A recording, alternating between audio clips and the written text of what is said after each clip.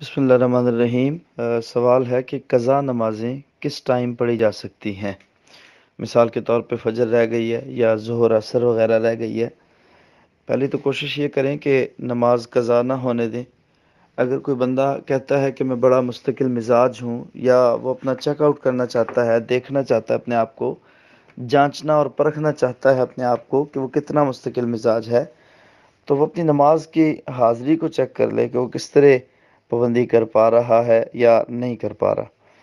تو اس کی پابندی بہت ضروری امر ہے جی، اسلام کی شناخت ہے، اور سب سے زیادہ اللہ کے ہاں مقبول عمل بھی یہ ہے، اور سب سے اہم فرض بھی یہ ہے۔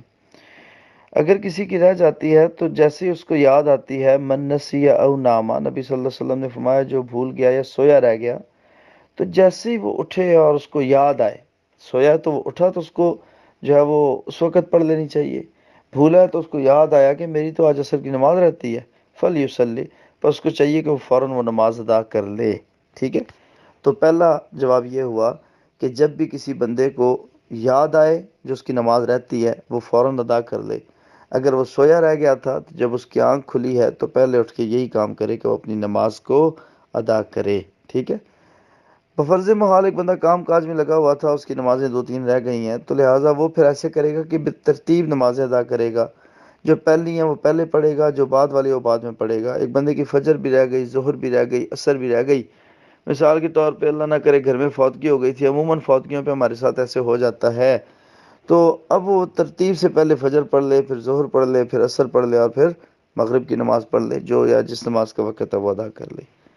اس کے ساتھ استغفار کرے کثرت کے ساتھ، پھر سنتیں کوشش کریں کہ ادا کریں۔ رسول اکرم صلی اللہ علیہ وسلم نے فرمایا سنت انسان کے جو فرائض میں کمی رہ جائے گی اس کو پورا کرنے کے لیے سنتیں بہت کام آئیں گی، تو لہذا سنتیں ادا کریں، سنتیں بالکل مس نہ کریں۔ نوافل کی بھی کوشش ادا کریں کہ نوافل ادا کیے جائیں تاکہ وہ کمی کو پورا کرنے کے لیے اللہ تعالیٰ کے ہاں مستعمل ہو سکیں۔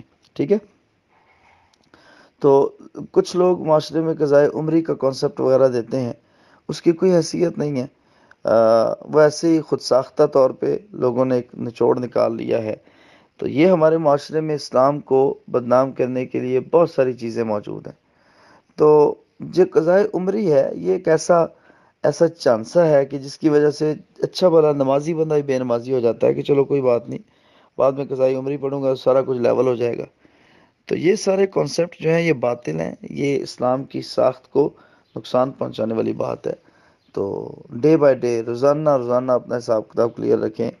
ایک بندہ ہے وہ 3 دن کا بھوکا ہے، وہ پچھلے 3 دن کی روٹیاں تو نہیں نہ کھاتا، اپنی ضرورت کے مطابق کھاتا ہے، پھر بھی جتنی اس کو ضرورت ہوتی ہے۔